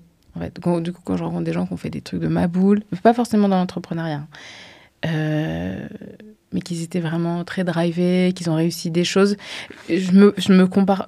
Encore une fois, je vais pas me comparer. Pourquoi je me compare jamais? Mais faut jamais se comparer. Je pense que c'est très mauvais. Mais c'est juste que je me dis. Je trouve ça dingue. Je me dis, oui, non, mais en fait, le monde est beaucoup plus grand et il faut faire beaucoup plus. Tu peux faire beaucoup plus. Donc ça, souvent, ça me remet. En fait, ça me redonne beaucoup d'énergie. Et donc, je donnais l'exemple, c'était je crois que c'était 2018 ou 2019, en marge du Web Summit. Il y avait cet événement qui s'appelle Founders, qui était organisé, j'avais été invitée, où il y a plein de fondateurs un peu du monde entier. On n'était pas beaucoup, on devait être, je sais pas, 60, je sais pas, 80, 100, ouais. Pas énorme. Et je parle avec des fondateurs, mais vraiment, je crois qu'il y a le fondateur de Typeform. Enfin, il y a vraiment des boîtes assez grosses. Belles boîtes. Ouais, vraiment des belles boîtes. Et je me souviens, je suis rentrée et je l'ai partagé à l'équipe. J'ai dit, non, mais en fait, faut qu'on rehausse ce niveau d'ambition, mais tout de suite, quoi. On voit trop petit. À l'époque, on n'était pas à l'étranger. On voit trop petit, c'est trop lent. Donc, souvent, ça va me booster, oui. Ouais. Là, pareil, quand j'étais à Singapour il y a 2 semaines et de voir, en fait, je me dis, vraiment le niveau d'expérience, le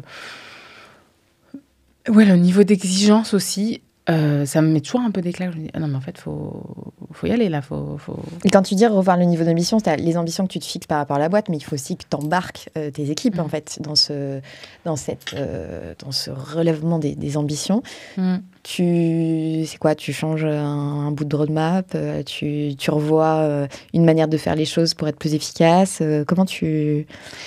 en fait, ça se matérialise comment concrètement? Souvent, en fait, je vais me rendre compte que le marché qu'on adresse est beaucoup plus grand. Ouais. Et que... pardon. En fait, je vais leur dire, mais en fait, on pourrait faire ci, on pourrait faire ça. Donc, je pense pas partir dans tous les sens. C'est quand même assez... et quand même, je pense qu'on a construit quelque chose d'assez... compliqué, comme je le disais, avec d'aligner des objets connectés, du soft, des opérations terrain. On est bien positionné, on est apprécié de nos clients. Je me dis, en fait, on a un asset de ma boule. Et donc, il faut vraiment qu'on le valorise encore plus. Et donc, quand je parle de ça à nos équipes, typiquement, j'ai un exemple. Hier, je parlais avec nos équipes IoT, je disais, mais en fait, tel marché, il est très similaire, donc on pourrait faire ci, ça. Je viens valoriser leur travail, qui vraiment est... On n'est pas parfait, mais j'ai quand même des équipes qui délivrent bien. Et donc, ça... je pense que ça vient les valoriser aussi et qu'ils ont envie, en fait. Ils ont très envie. Parce que j'ai quand même des gens assez ambitieux dans mon équipe. C'est partie des critères aussi.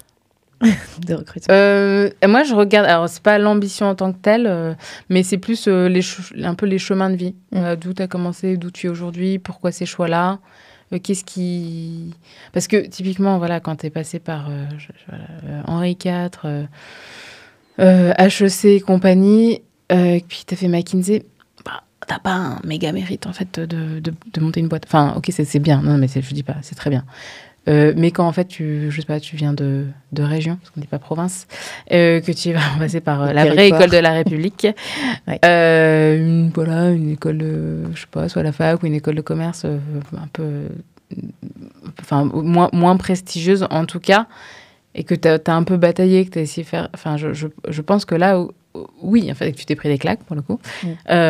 Pour moi, ça m'inspire beaucoup plus. En fait, il faut toujours regarder, mais d'où la personne vient, en fait. Tout à fait. C'est ça le vrai sujet.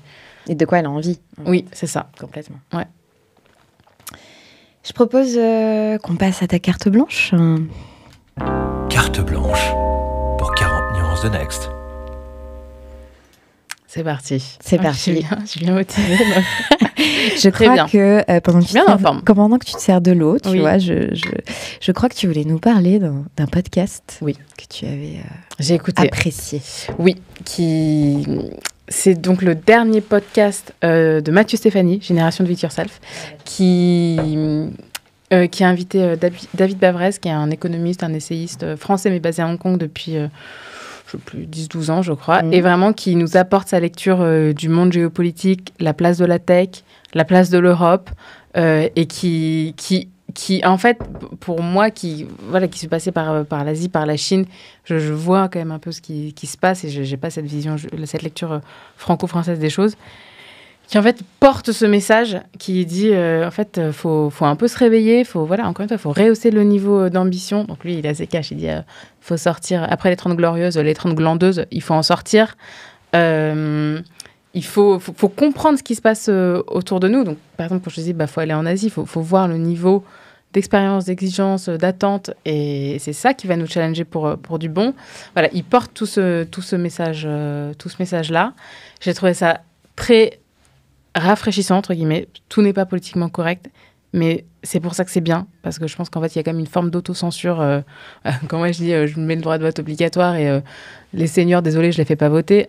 J'ai déjà parlé de ça. Tout le monde se crise. Tu ne peux pas dire ça. En fait, si. Enfin, je vois pas pourquoi, je n'ai pas le droit de le dire. Mais... Et donc vraiment, je vous encourage. Alors là, il sortira à la rentrée ce podcast. Mais en tout cas, pour le mois de septembre, pour la rentrée, à mettre dans la liste d'écoute de la rentrée. Vraiment, c'est vraiment éclairant en fait. Je pense que tous nos hommes et nos femmes politiques devraient l'écouter également. Je suis pas d'accord sur tout ce qu'il dit, mais ça apporte en fait une lecture qui est autre que juste nombriliste. Franco-française ou européenne, ou un peu dictée par les États-Unis, d'avoir cette autre lecture, d'avoir quelqu'un qui comprend bien ce que fait la Chine, l'ambition de la Chine. C'est... on comprend en fait dans quel monde on vit, on comprend aussi les dépendances dont on doit se débarrasser, quel rôle chacun peut avoir à jouer. Vraiment, je vous encourage. Et je le dis, et souvent je le dis dans les autres assos où je suis, donc soit France Digital, Fondation Palladio, je dis mais regardons ce qui se passe en Asie en fait. Arrêtons d'être omnibilés juste par les États-Unis ou par nos voisins européens. Il se passe, c'est fou le chemin parcouru par l'Asie. Regardons ce qui se passe. Prenons le temps de regarder ce qui se passe là-bas aussi. Ouais, et il faut aller voir. Je vous encourage tous aussi à y aller. Ouais. Vive l'expérience. Exactement. Ouais. On va finir avec une dernière question surprise.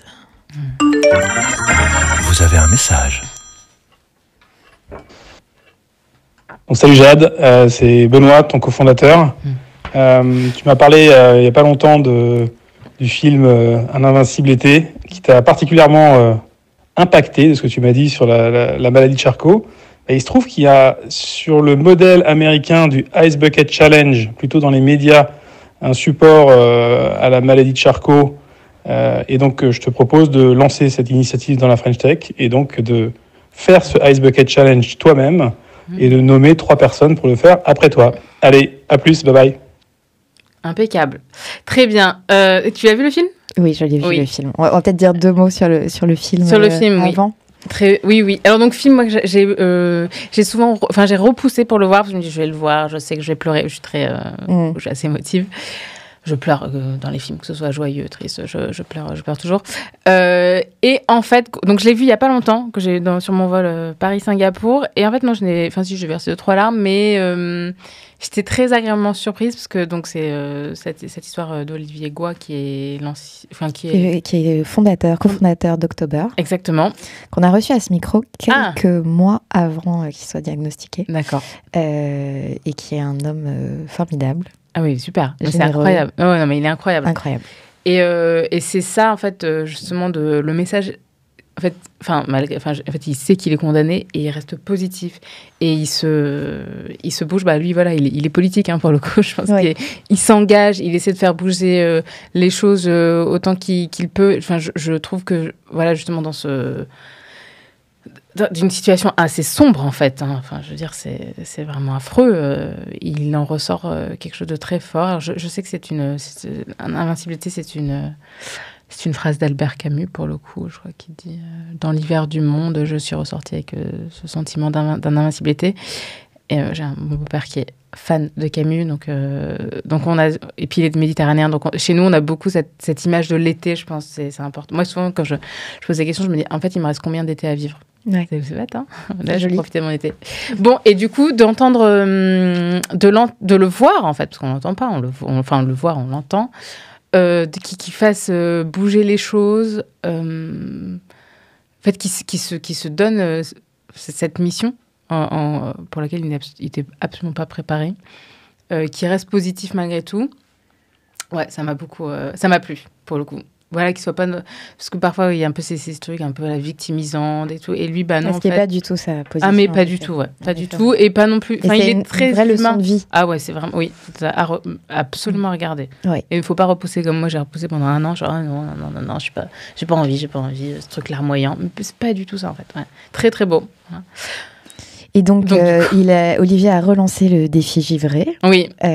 Qui était donc le Ice Bucket, pour soutenir l'ARSLA, qui est l'association qui aide à combattre la maladie de Charcot. Sachant qu'il faut savoir que la maladie de Charcot, c'est 3-4 ans d'espérance de vie en moyenne. Et il y a il y a 3 à 4 diagnostics par jour en France, qui est énorme. Et où aujourd'hui, c'est une maladie complètement incurable en 2024, ce qui paraît fou. Mais il y en a plein, mais oui. Mais voilà. Donc du coup, Benoît te disait, te lançait le défi de lancer ce défi Givré dans la French Tech, en commençant par toi et en nommant 3 autres personnes. Et ce que je te propose même, c'est de le faire en regardant cette cam. Très bien. Comme ça, tu vois, on pourra faire un short qu'on va sortir avant. Ok. Voilà. Donc il faut juste que tu remettes un peu de contexte, du coup. Je nomme pour mon défi Givré. Alors pour mon défi Givré, du coup pour soutenir la recherche pour la maladie de Charcot, contre la maladie de Charcot, je nomme 3 personnes, donc je réfléchis un tout petit peu quand même. Je dirais Maya Noël, directrice générale de France Digital. Elle a un très bon reach, donc du coup je pense que c'est bien, ça peut faire un peu bouger les lignes. Je dirais Charles, le CTO d'Alan, parce que c'est pareil, il est très visible, il est sur les sujets de santé aussi, donc du coup ça me paraît très pertinent. Et dernier, je dirais toi, Solène.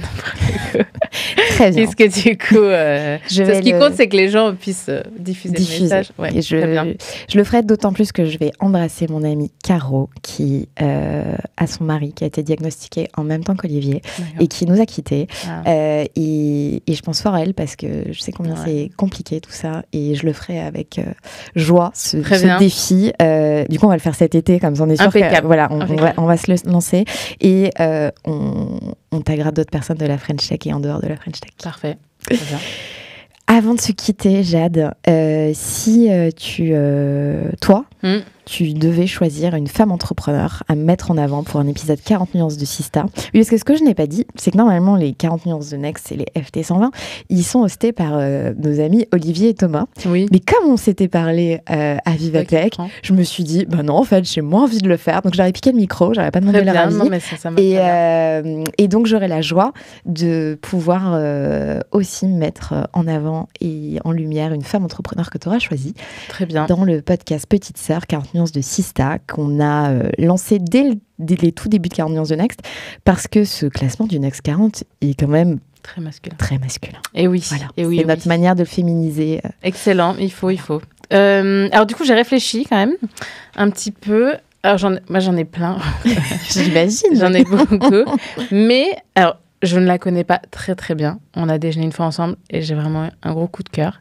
Elle s'appelle Christine Guinbretière et en fait, elle est cofondatrice et CEO d'une boîte qui s'appelle Upcyclea, qui en fait va permettre de réduire l'impact carbone des matériaux dans le monde de l'immobilier. Et je veux la mettre en avant parce que souvent, quand même, on met en avant des entrepreneurs qui ont plutôt la trentaine. Christine, elle a un fils qui est entrepreneur, qui est cofondateur de Vestac et son fils a la trentaine.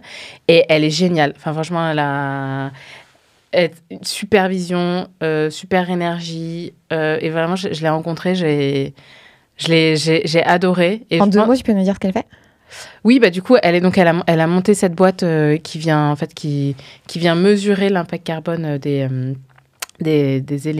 matériaux de construction dans l'immobilier, qui va aider tous les grands décideurs à optimiser cet aspect-là par les réglementations et aussi par la tendance de fond qui a décarboné l'immobilier. Et elle est très forte. Elle a une super vision et je pense quand même, parce que souvent dans tout ce qui est Sista, podcast et tout, on nous voit souvent un peu la même tranche d'âge. Non pas que je vais la mettre dans la catégorie senior, c'est pas du tout le cas. Enfin, c'est pas ça. Et d'ailleurs, nous chez Women Time, on a aussi, on a parlé de diversité. J'ai parlé de culture, mais on a aussi des gens d'âge très différents. Et je pense que c'est important. C'est important. C'est une nana, j'ai toujours nana moi, très ancrée, très alignée. Et quelle question t'aimerais lui poser? Enfin, je déjeunais avec elle, ça va durer 3 heures, donc j'en ai posé plein. Mais j'aime bien la question que Antoine m'a posée. Si je devais faire quelque chose différemment, qu'est-ce que je referais? Je pense que ça serait intéressant. Elle a travaillé sur beaucoup de sujets. Oui, je pense que ça serait intéressant. Eh bien, je lui poserai cette question en ton nom avec le petit jingle qui va bien. Très bien, impeccable. Jade, 1000 merci pour cet échange. Merci. Pré-vacances qu'on va diffuser début septembre. Bonne route peut-être un jour vers l'Asie. J'espère. Très bien. Et à bientôt. Allez, merci. Salut. Feuille blanche.